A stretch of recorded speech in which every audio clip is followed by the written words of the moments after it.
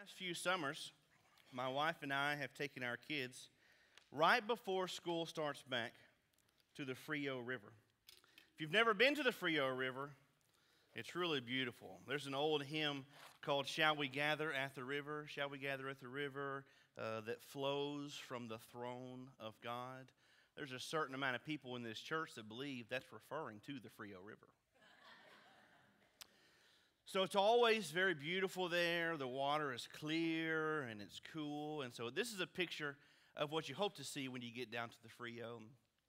Just enough water to where you can plop on a float and relax. The sun is shining. It's always clear, though, and it's deceptively looking like it's warm, but it's frigid. It's always cold, but it's refreshing in the summertime. So this is what you hope for. So we're going to the Frio, and this is what I want to see. And we were there 2 weeks ago, and it looked a little bit more like this. Oh, that might be like a slight exaggeration, but not much, just a little bit. So because of the massive heat that we have had this summer and the low amount of rain, a lot of the river is very, very low. So we usually go and do a float at Garner State Park, and it's usually about a 4-hour float, and they have a shuttle that takes you over, drops you off, then you float down. And this year, no shuttles all summer long, because that float is currently 60% walking. So that means you have to pick up your float and walk 60%, and you can float 40%. So we called over to Concan. We usually do about a 5-hour float down there. And we said, hey, are your shuttles running? They said, we haven't run a shuttle all summer long.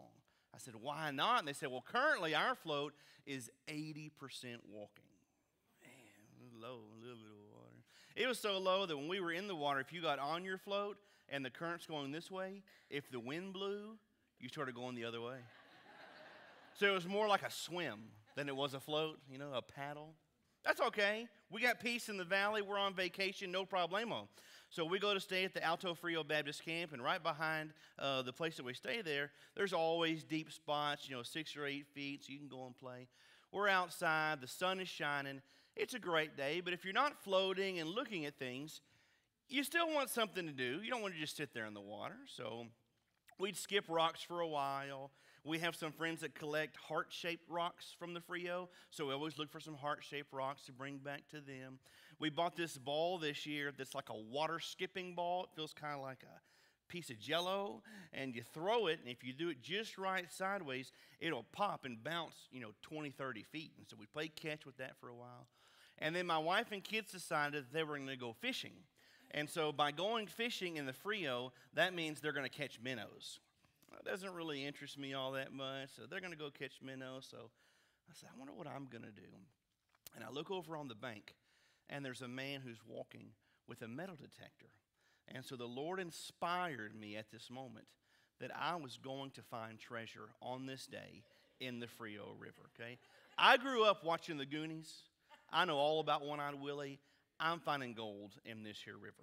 So I go and I look and I ask the Lord to anoint the spot, okay? And so I find the spot and the water's moving at a good, nice current, and I'm going to dig a trench in this river because I figure there's gold there. There's got to be, but nobody's found it because they haven't dug down deep enough. And so I go and I plot out my spot, Casey and the kids are over there catching minnows. And so I take me about a 6-foot section and I start pulling out all the rocks out of the bottom. And then I start digging. I'm just digging deeper and I'm feeling. I'm not really finding any gold. And so I begin to talk to the Lord about this. And I say, Lord, now you know I'm on vacation here. And this is supposed to be restful and relaxing. And this is your camp, right? Alto Frio, this is your place. And obviously this is your river that flows from the throne of God. And I think that it would be a really wonderful, worshipful experience if you could help me find like a 10-carat diamond or maybe a 3-pound hunk of gold. It's for your glory, Lord, that this would happen, not for me. But I really think that if you love me, you would help me dig into something very quickly. And so, boy, I just keep digging. So I dig probably about an hour or so I'm digging. And nothing's happening, right? I'm finding dirt and I'm finding rocks. That's it. So I start to feel a little bit convicted. I don't need a diamond and I don't need any gold. The Lord says everything you need, you have. All your needs are met. You're with your wife, your kids. We're out here in the sunshine and the Frio River that flows from the throne of God. You don't need any of that. You're right, Lord. I don't need any of those things. But I'd still really like to find some treasure. So then I had this idea. And I go, so Lord, you're absolutely right. I don't need this gold. I don't need these diamonds. But our church does. Because, see, we're fixing to build this new campus, and we need some money, to get ready to build. And so, Lord, if you help me find this gold or these diamonds, I will give it to the church. This is a win-win, Lord. It's for your glory. It's not for selfish gain. It's for your church. You provide. So this is the plan. So, boy, I just keep digging. And Sam comes over. That's my 9-year-old son. She says, Dad, what are you doing? Because I probably look like some kind of strange weirdo out there sitting in the middle of the river just trying to dig me a hole to China. I said, Sam, I'm hunting for treasure. You want to help me? Yeah. So Sam gets in there and starts digging. I said, now listen, before you get carried away, though, whatever we find, we can't keep it. How come? I made a promise to the Lord that whatever I found in here, gold, diamonds, rubies, jewels, whatever it is, I promised him that we would give it to the church to help build our new campus. Sam goes, so you promised God that whatever you find in here of value, you're going to give to the church. That's right. You promised him. I did. Well, I didn't. Treasure here I come. Went to town. Well, I laughed and laughed. It was so funny. And about 5 minutes later, Sam comes over and goes, Dad, I'd really give it to the church too if we found something. I know, Sam. I know that you would, buddy. Isn't it funny, though, how sometimes we get so focused on what we want, we forget about what we have. Our desires grow so strong, it's all we can think about, and we forget about what's really important. On this day, for me, it was buried treasure. So I told you about that guy with the metal detector. I was actually going through a plan in my mind after about 2 hours of non-effective digging that I could get some seaweed and just put it all over. There's all this algae, seaweed stuff on the sides. I could cover myself and jump up out of the bank like Swamp Thing. And surely that guy would drop his metal detector and just run away. And then I could use that over there in the river. See what happens to my brain when I have too much time to think? I wanted the treasure, and I wanted it really, really bad. Maybe there's something in your life that you want really, really bad. The desire is absolutely overwhelming. Maybe it's a big new house. Maybe it's a new car. Maybe it's that promotion at work. Maybe it's the day of retirement. Whew, so bad I'm watching. Maybe it's a relationship that needs to be restored so desperately. Maybe it's revenge against somebody that's hurt you. Or maybe it's forgiveness. Today we're going to talk about Jesus' words on the danger of desire. If you have your Bible, turn to Matthew chapter 5. We're going to look at verses 27 through 30 today, continuing our series called Written in Red, going through the Sermon on the Mount verse by verse. Matthew chapter 5, verse 27 through 30. If we're going to overcome the power of desire and of lust, 3 things that we must all do. Number 1, we have to make a declaration of deception. A phrase that you will hear often in the Walters house is, did you see that picture? Did you see that picture that was in the news? Did you see that picture online? Did you see that picture that was on Facebook? So probably about a month or so ago, this phrase was spoken, and my wife said, hey, did you see the picture of that dog on Facebook? I said, I don't know. I said, well, let me see it. And this is the picture that she showed me. And I was going, Lord, have mercy. Is this like an ad for the ugliest dog in the world contest? Was he in an accident? Was he mutilated? And so you're looking at it going, my goodness, this is terrible. Don't ever show me something like that ever again. And then the more you look at it, you realize that this isn't any kind of deformed animal. If you'll just take your head and turn it to the left, it's just a normal dog with his head turned sideways. Do you see it now? So at first you were going, why would he even show us something like that? But then turn your head to the left and you can see his 2 eyes there in his mouth. He's fine. There's nothing wrong with him. He's just looking at you funny. See, it's deceptive. I'll send you that later. You can keep looking at it till you figure it out. It's not one of those pictures you have to stare at and it pops out at you in 3D. You just got to catch it with your eye. So I made a declaration of deception. I've been deceived. What I thought to be true was absolutely not true. That dog's fine. There ain't nothing wrong with him. He's just goofy and he's looking at you sideways. And so that's exactly what we saw last week. We saw Jesus make a declaration of deception. So remember, written in red, Jesus is walking with his disciples. He's traveling. A great crowd comes around him. He takes him to the mountainside. He sits down. He begins to teach them, and he starts with the Beatitudes. Blessed are the poor in spirit. Blessed are the merciful. Blessed are the pure in heart. Blessed are those who hunger and thirst for righteousness. Blessed are the peacemakers. Blessed are those who are persecuted and insulted for Christ's sake. Blessed are you if you live this way. And they're going, listen, none of those things seem very normal at all. And none of those things seem to paint a picture to what a blessed life would look like. He goes, in fact, we would be different than absolutely everybody. He goes, that's exactly right. You would be like salt, and you would be like light. You would be completely distinguishable. You would be like a city on a hill that cannot be hidden. And he goes into this section, and he says, and you have heard that you should not murder. And like, well, yeah, we know that. You know, the salt and light stuff, that's new.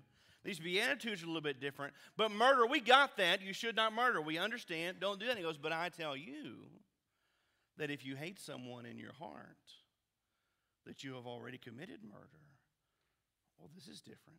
He goes, and I tell you that if you insult someone and you call them an empty-headed numbskull, then you're going to be held liable and accountable for that. Well, then what am I supposed to do? Well, if you come to the altar and you have your offering, you lay it down, you go and you be reconciled with that person. And if they are taking you to court, you go and you do whatever you can to make it right with them, because if not, they're going to hand you over to the judge, and the judge is going to hand you over to the guard, and the guard's going to put you in prison. You're going to stay there until all your debt is paid. And he's giving us two warnings here. Number one, it's a warning about the deception that all of our sins are external.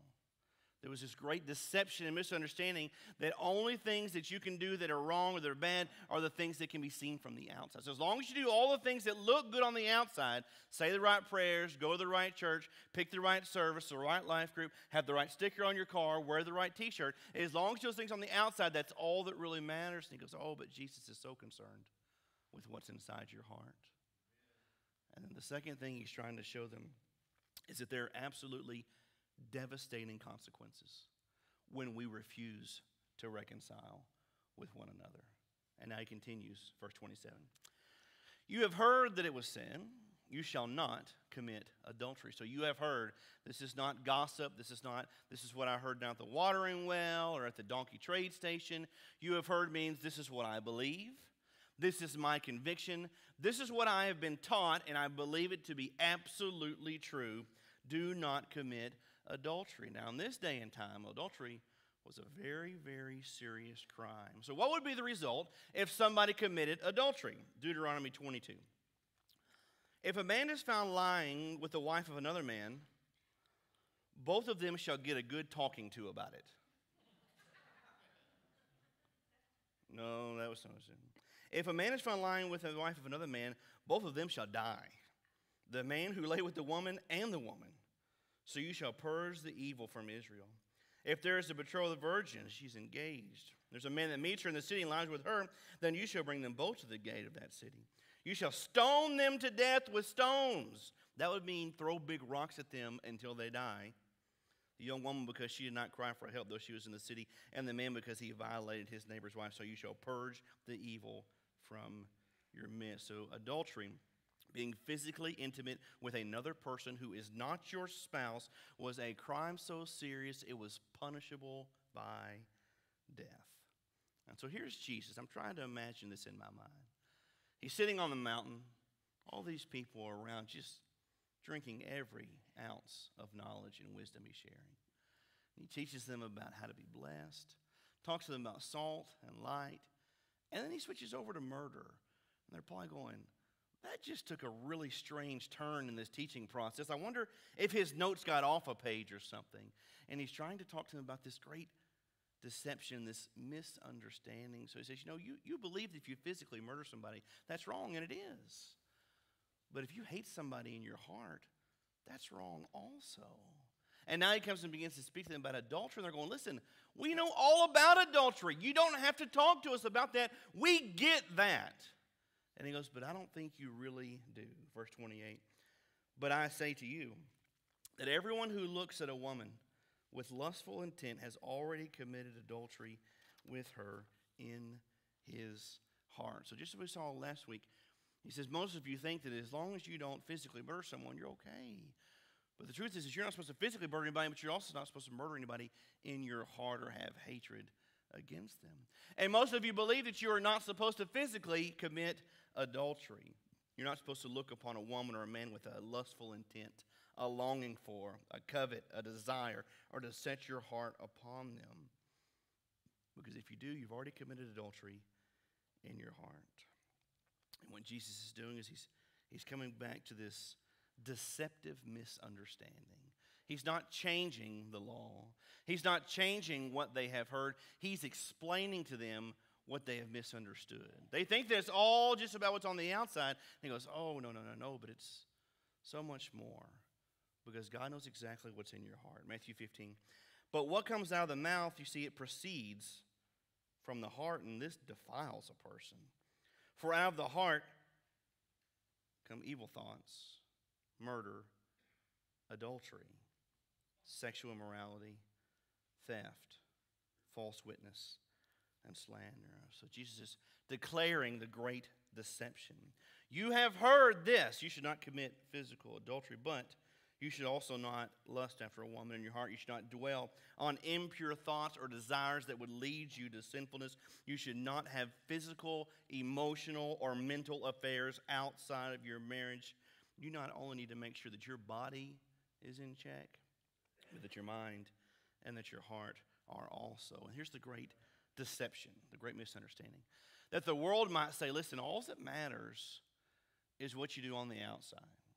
It doesn't really matter what's going on the inside. It's only what's on the outside. So you can think and you can believe and you can desire and you can wish anything that you want to. As bad as it is totally fine as long as you don't act upon it. So go ahead and hate and lust and covet and desire. As long as nobody can see it, you're fine.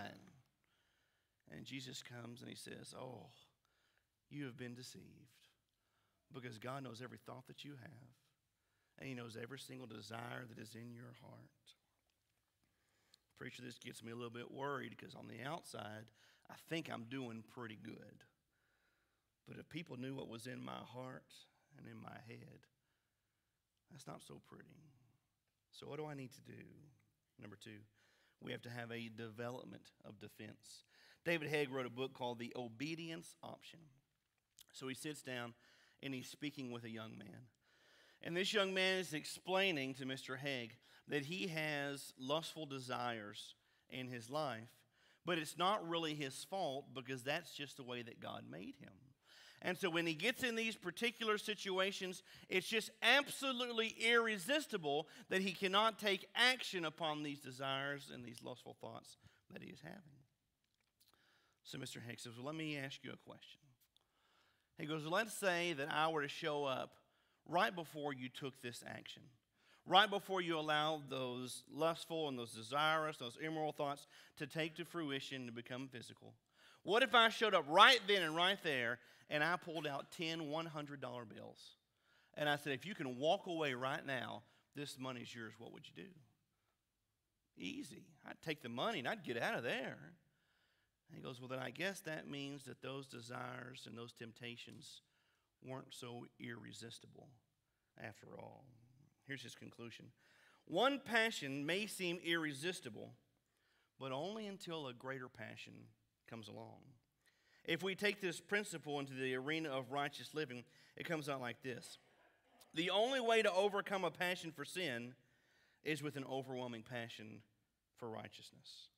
Faith is a life-dominating conviction that all God has for me through obedience is far better than anything Satan can offer me through selfishness and sin.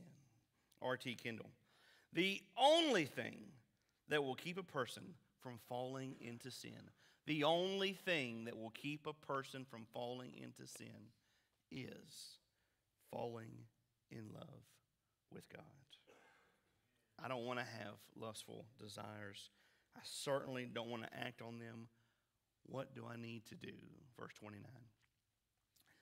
If your right eye causes you to sin, tear it out and throw it away.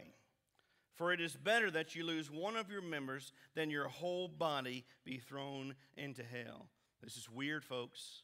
We just went through another chapter and another page, and somewhere we got off track. Jesus, I was with you in the blessed bees. I don't really like them, but I understand them. Salt and light, I can see that. Murder, adultery, you got it. Physical in the heart, physical in the heart. But tear my eye out. I can remember when I was a child, and the teacher read this to us in Sunday school. I walked out like this. I'm not looking at nothing. I'm going home. I'm putting on blinders. I don't want to rip my eye out. That doesn't make any sense. And so what Jesus is using here is what is known as a hyperbole. So an intentional overstatement and exaggeration. For example, it is so hot outside that yesterday I saw the chickens using pot holders to pull worms out of the ground. Intentional exaggeration. My wife thought it would be a great idea if we got a Costco membership so we could save money, and yet every time she goes there, she spends $40,000. An intentional exaggeration. I'm so hungry, I can eat an elephant. If I've told you once, I've told you 1,000,000 times. In no way is Jesus promoting self-mutilation here. And here's how we know. Because if you're struggling with the lust of your eyes and you tear out your eye and throw it away, which you should not do, guess what? You still got another eye. And if that eye causes you lust and desires and immoral, you can tear that eye out too and you can throw it away also. But if you don't have either eye, guess what? You can still have a heart full of lust and desire. So it's not about the physical attributes, it's about the character of our heart. He's giving us a picture here of seriousness, saying that there is a sin, a desire, and a temptation in your life. You must do whatever it takes to get rid of it. The ESV says, if the eye is the medium through which temptation comes to you, get rid of it. It's better to lose your eye than to lose your soul. Charles Spurgeon says, it is not sinful to have an eye, but if the eye leads us to offend by intellectual sin, then it becomes a cause of evil, and it must be mortified. Anything, however harmless, which leads me to do, to think, or to feel wrongly, I must get rid of as though it were evil itself. Better to be a blind saint than a quick-sighted sinner. If abstaining from alcohol causes my body to be weak, then I'd rather be weak than to be strong and fall into drunkenness. To be cast into hell is too great a risk to run, merely to indulge in the evil eye of lust or of curiosity. So let's get real this morning, and let's get uncomfortable, and maybe even let's get real uncomfortable. There are some people in this room who are struggling with lustful eyes. Don't make eye contact. We don't want anybody to feel singled out. I've not been trolling your Facebook page. But Scripture is so clear about the dangers of lust and sexual immorality, the dangers of marital unfaithfulness and pornography in the world today are gut-wrenching.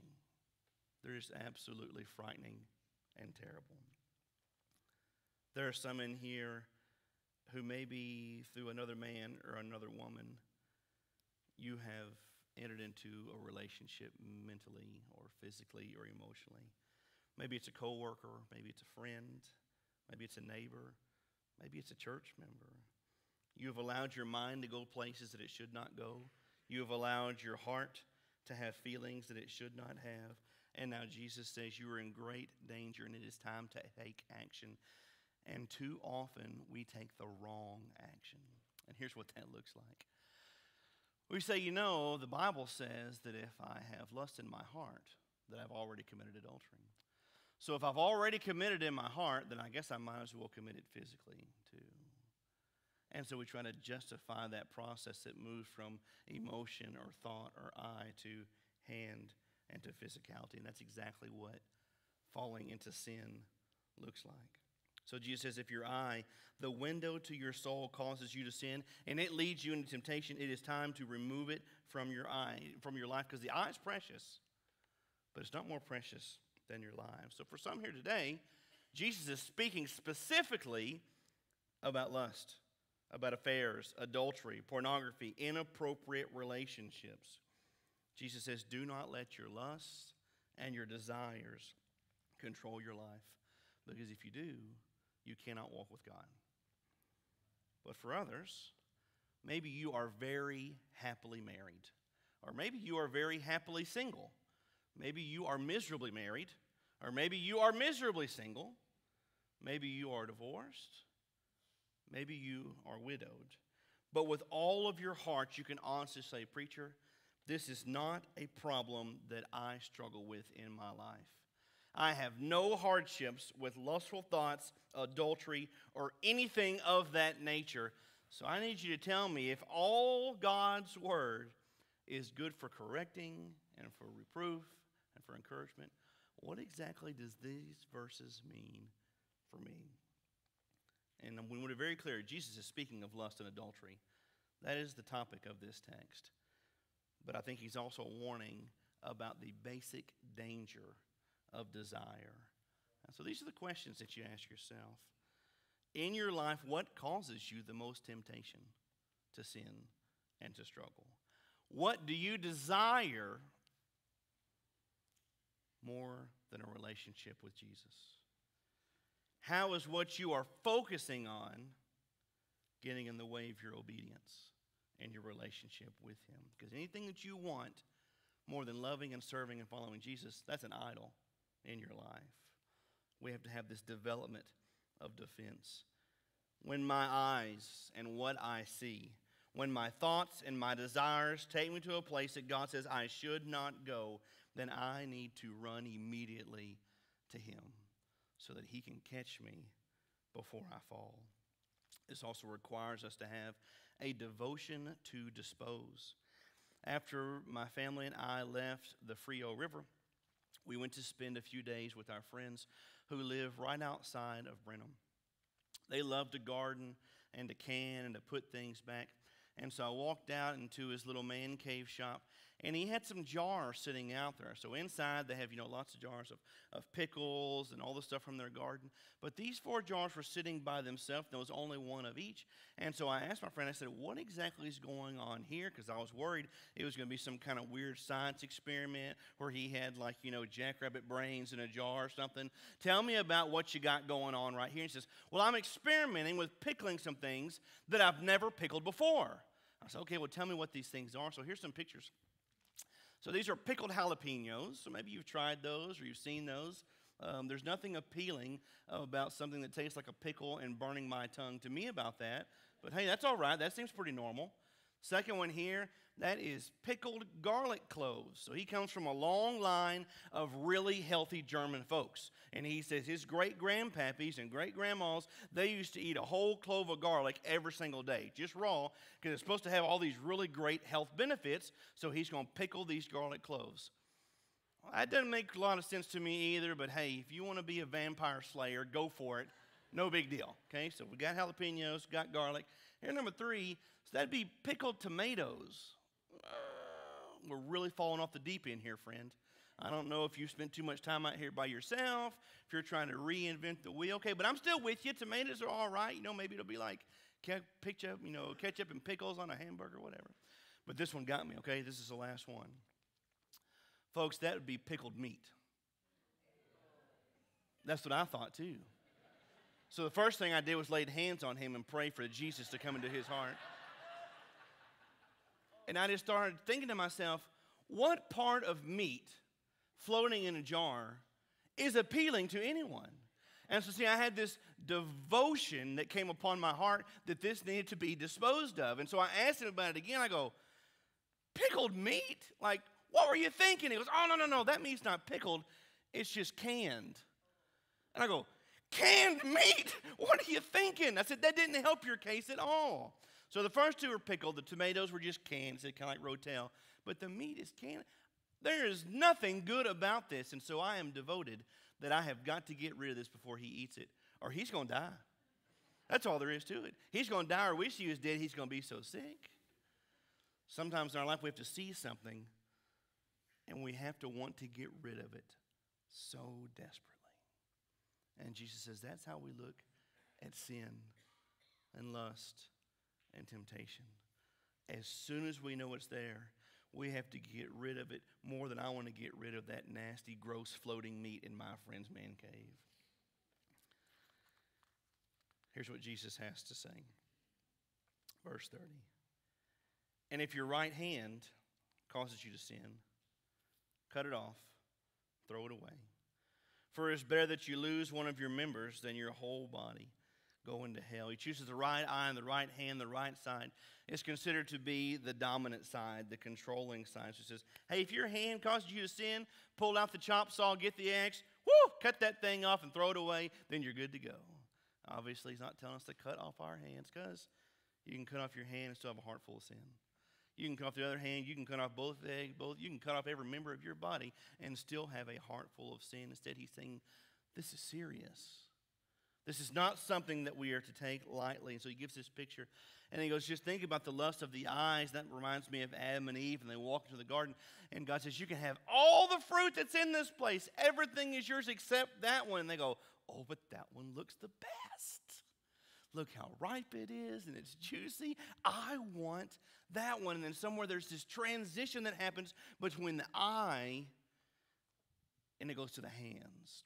I went to an associational meeting on Thursday. And as soon as I walked in, very friendly lady goes, hey, we have sweet tea over here, and we have some coffee and some water and a fresh platter of homemade cookies. Oh, praise Jesus. This is the Holy Land. But I'm not supposed to be eating cookies. And so I immediately found my place in the room as far as possible as I could from the cookies, because I know myself, and this is the way this works out. I go, well, I'm just going to go see what they have, just to look. And I go and look and go, oh, man. They got peanut butter cookies, and they got chocolate chip cookies, and they got oatmeal cookies. But, these look different, so I'm almost positive that these are gluten-free and sugar-free and fat-free. These are basically broccoli in disguise. So I should try one just to make sure, but, eating one cookie with this whole platter here, that's rude. That looks like I'm just tasting it to see if it's good, and then I'll get more, so I might as well get 12. Because if I get 12, they'll go, now that guy appreciates us making cookies for him. And then there's this great transition that happens, because all this was in my brain while I'm just standing there, and the transition moves from my brain and my eyes to my hands. You see, it's a process. As Jesus says, if your eyes cause you to lust, well, then also often it leads to your hands. That's the physical action that follows, and Jesus gives this warning. If your hand leads you to sin, cut it off. Be drastic and know that this is not something that you want to play with, because everybody knows your eyes are important. Everybody knows your hands are important. But no matter how valuable these parts are to the body, even things of great value must be given up if they lead us to sin. Here's the heart of what Jesus is saying. The Bible warns us over and over and over again about unfaithfulness, immoral sexual activity, affairs, pornography. Time and time again, he says, flee and run away. These verses are not something that we should just skim through and say, well, that doesn't really apply to me. Instead, we're reminded that anything that our eyes see, any thoughts that we have in our minds, any desires that we allow to dwell, if there's any chance they're going to lead us to a place of sin by the intentions from within or by the external actions of our hands, our words, or our body, then we have to cut them out so our whole body is not lost. Charles Spurgeon. The most dexterous hand must not be spared if it encourages us in doing evil. Holiness is to be our first object. Everything else must take a secondary place. Right eyes and right hands are no longer right if they lead us to wrong. Even hands and eyes must go if they offend our God. Yet let no man read this literally, and therefore mutilate his body as some foolish fanatics have done. The real meaning is clear enough. In each of our own lives, we have temptations and desires that do not lead us to a place that is closer to God. And for you, it may be a glance from a friend or a coworker It may be a conversation where you just need a friend or comfort, or a text message at just the right time that has led your heart and your mind and your eyes to places that can destroy your marriage and your family. It will be in direct disobedience to God, and Jesus says, run away. Don't even think about it. Perhaps your struggle is with websites or with an addiction, a stronghold. And when your eyes are fixed on them, your body always follows and you can't find the way out of this downward spiral. Or maybe you're just walking through some troubled obedience. You have your eyes on your prize, but not on His prize. You can't stop wanting and thinking and desiring something so much it has become your God. And when the eyes take hold, the heart often follows. And Jesus says, I have a much better way. I read a story this week about a small community that was very close. All the neighbors knew each other. And one of the young men, he was 4 years old, somehow got a hold of a knife. He was playing and doing things, and that knife put his eye out. Oh, it's okay. I'm not sure this is true. It's just a good story. Don't feel bad for him. So he puts his eye out. So all the moms and dads in the neighborhood, they had this huge meeting and said, listen, we have got to make sure that none of our kids have any access to anything sharp that could ever hurt them. So a few days later, little Willie, he found him a pair of scissors. And so he's 3 years old, and he's carrying his scissors around. He is pretty excited. Big sister walks in. She sees little Willie, and he has those scissors. And she goes, Willie, you cannot have those scissors. You know the rules. Well, and the rules say that if somebody tells me I can't have something, guess what I want really, really bad? That exact thing. I'm not letting go of the scissors. These are mine. And the more she fights, the more she pleads, the more she talks, the more he wants his scissors, and the more he is not going to let go. And then she has this idea. She goes in the kitchen and she comes back and she says, hey, Willie, she said, would you like an orange? Drops the scissors, takes the orange, and ooh, he's happy. So the moral and the picture of this story is not that Jesus is a briber. It's not that Jesus has a quick sleight of hand. The moral of the story is that in this world we often have this misunderstanding or a misperception that God's great word is full of rules, that God says, this is what you must do because I said so. And if that were all that it were, that God says you must do this because I said so, that'd be okay. Because He's God and we're not. But it's much more than that. Instead, this book is full of Jesus telling us, you know what, right now in your life, you're running with scissors. And you're in a very, very dangerous place. But if you'll just lay them down, I can give you a life that is so much better. I wonder what the struggles that you might have in your life today. Listen to this about our desire. C.S. Lewis. Our Lord finds that our desires are not too strong, but they're too weak. You see, we are half-hearted creatures fooling about with drink and sex and ambition when infinite joy is offered to us. Like an ignorant child who wants to go on making mud pies because he cannot imagine what is meant by an offer of a holiday at sea. We are far too easily pleased. And there is a great danger when we allow our desires to control our lives. So we need to declare the deception. When we lust after someone or something, we are sinning. It is not just external actions that we're going to be held accountable for. It's what's in our hearts and our minds as well. We have to develop a defense. As soon as we see the danger, repent and run away. And we must have a devotion to dispose, which means that whatever is in our life that leads us to sin and to unrighteousness, we have to cut it out, no matter how bad it's going to hurt. And it may be a pleasure that we love. It may be a friend. It may be a relationship. It may be a job, a home, a car, a hobby, a song, our pride, disobedience, whatever it is. Jesus says, dispose of it and choose Christ first. And this isn't an option. It's not something that you have to think about for a while. He says we must do it. This is a command because these are the words that are written in red. Lord, today,